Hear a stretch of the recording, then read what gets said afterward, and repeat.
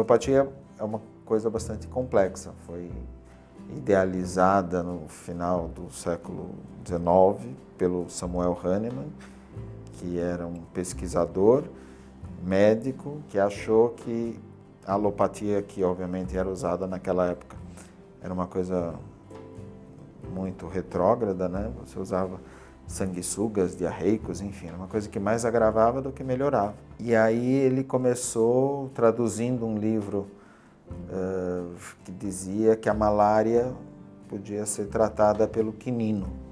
Mas a explicação que se dava para isso era uma explicação meio estapafúrdia, ele não concordou e ele começou a experimentar quinino.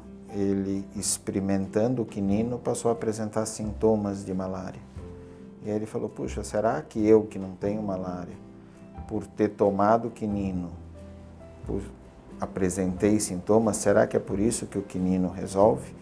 Porque num indivíduo são ele provoca uma doença, então se eu der ele para um indivíduo doente, ele vai acabar melhorando.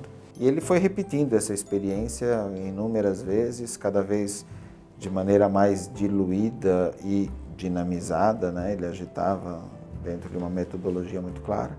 E ele foi criando uma riqueza de sintomas muito grande e foi colocando tudo isso, foi relacionando tudo isso. Por exemplo, o arsênico, né, que é um veneno que, se dado para uma pessoa de maneira bem diluída, ele provocava sintomas de medo, de insegurança, de ansiedade, de falta de ar. Às 3, 4 da madrugada, a pessoa acordava com falta de ar, precisava de janela, com a sensação de sufocação, que está morrendo e tudo mais.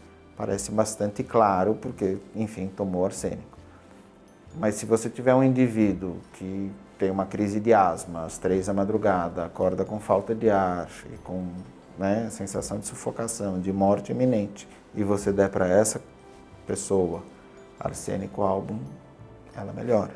Porque o mesmo arsênico que causou no indivíduo saudável essas sensações vai resolver naquela criança asmática que tiver sintomas similares, esse sintoma. A gente enxerga a doença como uma expressão da energia vital desequilibrada, tentando se reequilibrar, mas nem sempre conseguindo. Então, o medicamento homeopático tenta ajudar nesse reequilíbrio.